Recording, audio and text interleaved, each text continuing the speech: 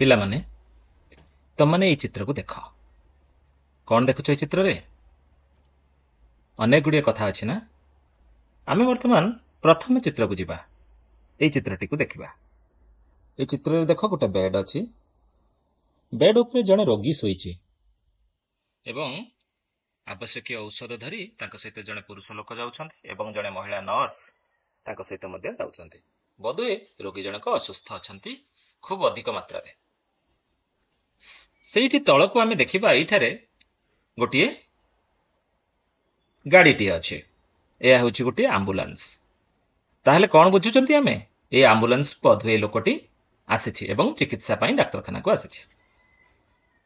ଏଇ ଚିତ୍ରକୁ ଯିବା। ଏଇ ଚିତ୍ରରେ ଦେଖିବା ରୋଗୀଟି ବେଡ୍ ଉପରେ ବସିଛି, ଟିକିଏ ସୁସ୍ଥ ହେଇଯାଇଛି। ରୋଗୀ ପାଖରେ 3 ଜଣ ଲୋକ ଅଛନ୍ତି ଯିଏକି ରୋଗୀକୁ ସହଯୋଗ କରୁଛନ୍ତି ଏବଂ ଜଣେ ଡକ୍ଟର ଅଛନ୍ତି ମ୍ୟାଡାମ, ସେ ରୋଗୀକୁ ଔଷଧ ଲେଖି ଦେଉଛନ୍ତି, ରୋଗୀ କଥା ବୁଝୁଛନ୍ତି, ରୋଗର କାରଣ ନିରାକରଣ ସବୁ ବାବଦରେ ବୁଝାଇ ଦେଉଛନ୍ତି। ବର୍ତ୍ତମାନ ଆମେ ଏଇ ଚିତ୍ରକୁ ଯିବା। ଏଇ ଚିତ୍ରରେ ଦେଖିବା କଣ ନା ଡକ୍ଟର ପାଖରେ ଛିଡା ହେଇଛନ୍ତି, ଔଷଧ ରୋଗୀଟି ଖାଉଛନ୍ତି, ସେ ଔଷଧ ଖାଉଛନ୍ତି ଏବଂ ତାଙ୍କ ପାଖରେ ସାଲାଇନ୍ ମଧ୍ୟ ଲାଗିଛି। ତାଙ୍କର ସମସ୍ତ ବିବରଣୀ ଜଣେ ଲେଖି ରଖୁଛନ୍ତି ଏବଂ ତାଙ୍କ ପାଖରେ ଜଣେ ନର୍ସ ଛିଡା ହେଇଛନ୍ତି। ସେ ଗୋଟେ ବେଡ୍ରେ ଶୋଇଛନ୍ତି। ଏଇ ଚିତ୍ରରେ ଦେଖୁଛନ୍ତି କଣ ନା ଷ୍ଟ୍ରେଚର ଜରିଆରେ ରୋଗୀକୁ ଆମ୍ବୁଲାନ୍ସରୁ ବାହାର କରି ଡାକ୍ତରଖାନାକୁ ନିଆଯାଉଛି। ଇଏ ସମସ୍ତ ଚିତ୍ର ଏକ ଡାକ୍ତରଖାନାର ଚିତ୍ର। ଆଉ ଏଇ ପାଖ ଚିତ୍ରରେ ଦେଖ ଡାକ୍ତରଖାନାରେ ଏଇ ସମସ୍ତ ଚିତ୍ର ଘଟୁଥିବାର ଏକ କଥା ଅଛି। ଏଥିରେ 8ଟି କୋଠରୀ ଅଛି। ସବୁ କୋଠରୀର କାମ ସବୁ ଅଲଗା ଅଲଗା ଦେଖ। ଦେଖିଲ? ତାହେଲେ ଆମେ ଏଇ ଚିତ୍ରରୁ ସ୍ପଷ୍ଟ ହେଲେ ଡାକ୍ତରଖାନାରେ କଣ କଣ ସବୁ ଘଟିଥାଏ। ପରବର୍ତ୍ତୀ ଚିତ୍ରକୁ ଯିବା, ସେଠି ଦେଖିବା କଣ କଣ ଅଛି। ଏଇ ଚିତ୍ରଟିକୁ ଦେଖ। ଆମେ ପ୍ରଥମ ଚିତ୍ରକୁ ଦେଖିବା। କୁନି ବାପା ଆଉ ମାଙ୍କ ସହିତ କେଉଁଆଡକୁ ଯାଉଛି? ଡାକ୍ତରଖାନାକୁ ଯାଉଛି। ଏଠି ଦେଖ ଡାକ୍ତରଖାନା ଲେଖାଯାଇଛି। ଏଠି ଗୋଟେ ଆମ୍ବୁଲାନ୍ସ ଅଛି। ଏ ରାସ୍ତାରେ ସେମାନେ ଚାଲି ଚାଲି କୁଆଡିକି ଯାଉଛନ୍ତି? ଡାକ୍ତରଖାନାକୁ ଯାଉଛନ୍ତି। ଆମେ ଏଇ ଦ୍ୱିତୀୟ ଚିତ୍ରକୁ ଦେଖିବା। ଆଉ ଗୋଟେ ଚିତ୍ରକୁ। ଏଠି କଣ ଅଛି? କୁନି ବାପା ଏବଂ ମା ଔଷଧ ଦୋକାନରେ ଛିଡା ହେଇଛନ୍ତି। କଣ ବୋଧେ ଔଷଧ ମାଗିଛନ୍ତି। ଜଣେ ଲୋକ ଔଷଧ ବାହାର କରି ତାଙ୍କୁ ଦଉଛନ୍ତି। ପୁନଶ୍ଚ ଏଇ ଚିତ୍ରକୁ ଯିବା। ଏଇ ଚିତ୍ରରେ ଦେଖିବା ଟେବୁଲଟିଏ ପଡିଛି। ଡାକ୍ତର ବାବୁ ବସିଛନ୍ତି। କୁନି ଡାକ୍ତର ବାବୁଙ୍କ ପାଖାପାଖି ବସିଛି। ପଛରେ ବାପା ଏବଂ ମା ଛିଡା ହେଇଛନ୍ତି। ବୋଧହୁଏ ଡକ୍ଟର ଏଠାରେ କୁନିକୁ ସବୁ କଥା ପଚାରି ବୁଝୁଛନ୍ତି। ତାପର ଚିତ୍ର, ଏଇ ଚିତ୍ର ମୁଁ ଯୋଉଠି ଚିହ୍ନଟ କରୁଛି ସେଇ ଚିତ୍ରକୁ ଦେଖିବା। ଭିତରେ ରୋଗୀ ସେବା ଚାଲିଛି। ବାହାରେ ଗୋଟେ ଚେୟାରରେ ବାପା ମା ଏବଂ କୁନି 3 ଜଣ ବସିଛନ୍ତି। ଏଠାରେ ଆମ ମେଡିକାଲର ଚିହ୍ନ, ଏଇଟା ନାଲି ଛକ ଚିହ୍ନ ଅଛି। ସେମାନେ ପ୍ରତୀକ୍ଷାଳୟରେ ବା ଅପେକ୍ଷା କରିବାକୁ ଯେଉଁ ଗୃହ ଥାଏ ସେଇଠାରେ ବସିଛନ୍ତି। ଆଉ ଗୋଟେ ଚିତ୍ରରେ ଦେଖିବା। ଏଇ ଚିତ୍ର ଯୋଉଟା ମୁଁ ଚିହ୍ନଟ କରୁଛି, ତମାନେ ଦେଖ ସେଠାରେ କୁନିକୁ ଡକ୍ଟର ପରୀକ୍ଷା ନିରୀକ୍ଷା କରୁଛନ୍ତି। ତାର କଣ କାରଣ, ରୋଗର କାରଣ କଣ ଔଷଧ ଦିଆଯିବ ସେ ବାବଦରେ ଚିନ୍ତା କରୁଛନ୍ତି ଡାକ୍ତର ବାବୁ। ଏବଂ ଶେଷ ଚିତ୍ରରେ ଦେଖିବା କଣ ହେଇଛି? ଡାକ୍ତର ବାବୁ ଯେଉଁ ଔଷଧ ଦେଇଥିଲେ କୁନି ସେ ଔଷଧକୁ ଖାଉଛି ଏବଂ ସୁସ୍ଥ ହେବା ପାଇଁ ପ୍ରଚେଷ୍ଟା ଜାରି ରଖିଛି।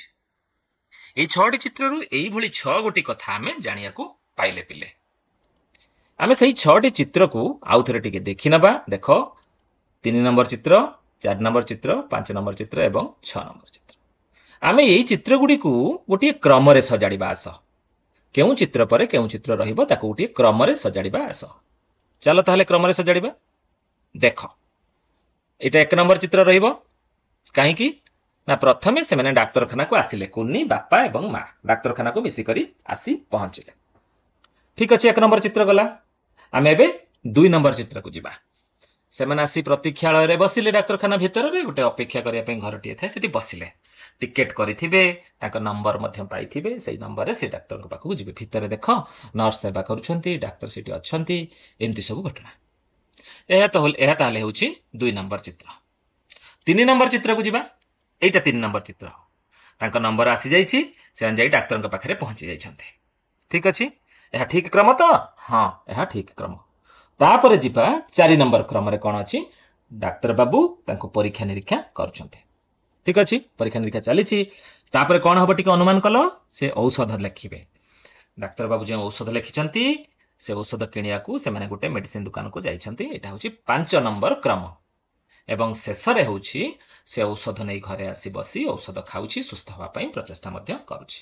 ये हूँ 6 नंबर क्रम। ठीक अच्छे पिले आम ये कथा को 6टी क्रम सजेदेले तमें मैंने यही क्रम काम कर प्रथम डाक्तखाना को जीव अपेक्षा कर डाक्तर को भेट डाक्तर को सबू कथा कह डाक्तर सहित परामर्श कर औषध आण औषध दुकान लो कि घरे आनी आराम बस खाइब अल्प दिन भितर सुस्थ हे।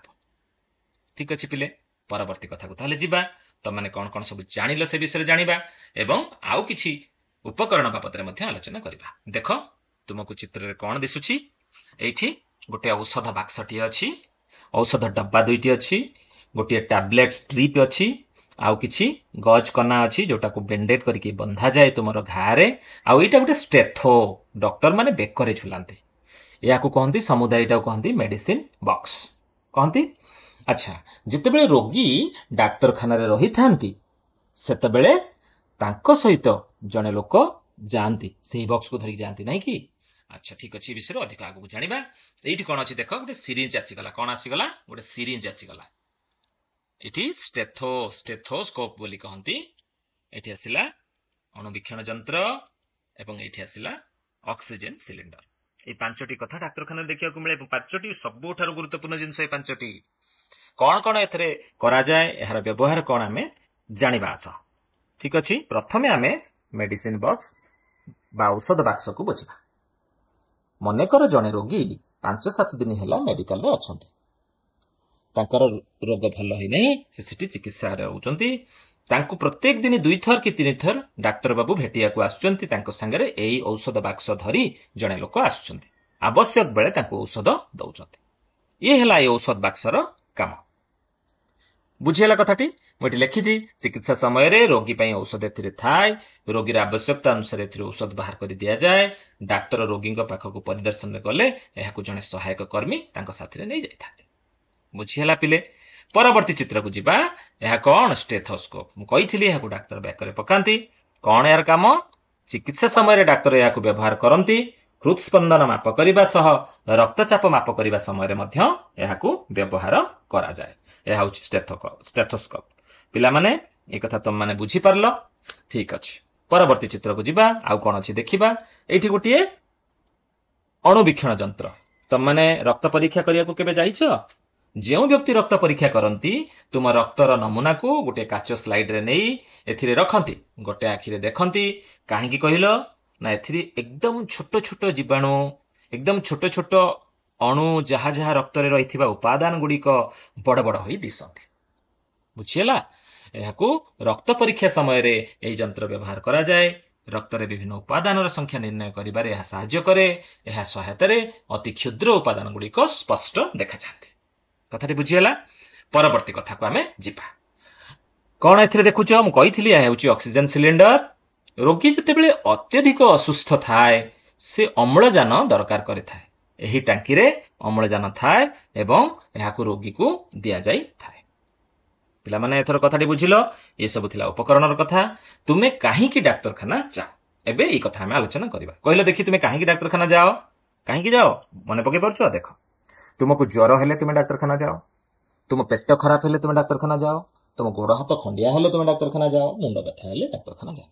या सहित अन्य काम अछि तमे माने रक्त परीक्षा करिया को डाक्तरखाना भी जाउछ।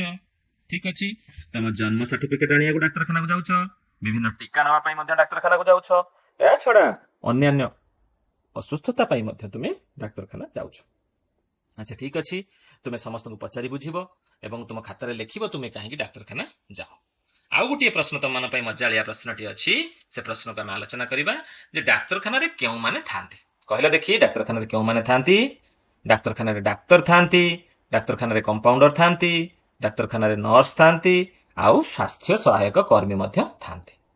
आ सहित डाक्तरखाना रे अन्य लोक थांती जानिछ डाक्तरखाना रे एएनएम आउ जीएनएम नाम दुई जण व्यक्ति सेठी काम करंती।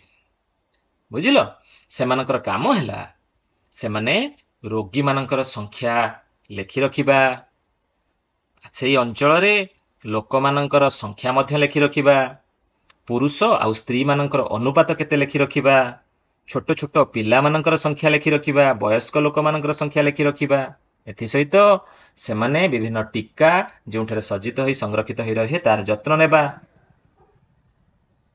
ଲୋକମାନଙ୍କୁ ଟୀକା ଦରକାର ବେଳେ ଦେବା ଏବଂ ସେମାନେ ଜନ୍ମ ମୃତ୍ୟୁ ପଞ୍ଜୀକରଣ କରି ରଖିବା ଇତ୍ୟାଦି କାମ କରିଥାନ୍ତି। ଠିକ ଅଛି, ତମାନେ ଡାକ୍ତରଖାନା ବାବଦରେ ଅନେକ କଥା ଜାଣିଲ। ଏବେ ତମାନଙ୍କୁ ଆଉ ଗୋଟିଏ କଥା କହିବି, ଆମେ ଡାକ୍ତରଖାନା ବାବଦରେ କଣ କଣ ଆଲୋଚନା କଲେ ସେ ବିଷୟରେ ଟିକେ କଥା ହେଇଯିବା। ପ୍ରଥମେ ଆମେ ଡାକ୍ତରଖାନାର ଚିତ୍ର ଦେଖିଲେ, ଡାକ୍ତରଖାନାରେ ଆମେ କେମିତି ଭାବରେ ଡାକ୍ତରଙ୍କ ପାଖରେ ପରାମର୍ଶ କରିବା ସେ ବାବଦରେ କ୍ରମ କଣ ସେ କଥା ମଧ୍ୟ ବୁଝିଲେ, ଶୃଙ୍ଖଳାର ସହିତ କେମିତି ଆମେ ଡାକ୍ତରଙ୍କୁ ଭେଟି ଔଷଧ ନେଇ ଆସିବା, ଡାକ୍ତରଖାନାରେ ବ୍ୟବହାର ହେଉଥିବା ଉପକରଣ ବାବଦରେ ଜାଣିଲେ, ଡାକ୍ତରଖାନାରେ ବ୍ୟବହାର ହେଉଥିବା ଗାଡି ବାବଦରେ ଜାଣିଲେ। ଏବେ ଆମେ କେଉଁଥିରେ ଡାକ୍ତରଖାନାକୁ ଗଲେ? ଆମ୍ବୁଲାନ୍ସରେ ଗଲେ। ଆମେ 108କୁ ଫୋନ କଲେ ସେ ଆସିକି ଆମ ଘରେ ପହଞ୍ଚିବ, ଆମେ ସେଥିରେ ବସି ଡାକ୍ତରଖାନାକୁ ଯିବା। ଏ କଥା ତୁମମାନେ ଜାଣିଛ, ତୁମ ଗାଁରେ ମଧ୍ୟ ସେ ପ୍ରକାର କଥା ହେଉଛି, ତୁମ ସହରରେ ମଧ୍ୟ ସେ ପ୍ରକାର କଥା ହେଉଛି।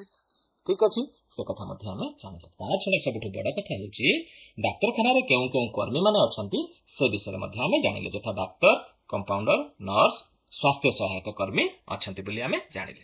ଠିକ ଅଛି ପିଲାମାନେ, ଆଉ ଡାକ୍ତରଖାନା ବାବଦରେ ତମେ ଏତକ କଥା ଜାଣିଲ। ତମମାନେ ତୁମର ବାପା ମା ସାଙ୍ଗସାଥି ବଡ ଭାଇ ଜେଜେ କକା ଏମାନଙ୍କୁ ସବୁ ପଚାରିବ ଡାକ୍ତରଖାନା ଆଉ କଣ କଣ ଉପକାର କରେ। ଆଉ ତମମାନେ ଭୁଲିବନି ଡାକ୍ତର ହେଉଛନ୍ତି ଆମର ଦ୍ୱିତୀୟ ଭଗବାନ। ଏ ହଉଛି କଥା। ଆଜି ପାଇଁ ତମମାନଙ୍କ ପାଇଁ ଆଲୋଚନା ଏଇଠି ରହିଲା। ତମମାନଙ୍କୁ ବହୁତ ବହୁତ ଧନ୍ୟବାଦ ଏବଂ ସ୍ନେହ ଶ୍ରଦ୍ଧା ଓ ଶୁଭେଚ୍ଛା।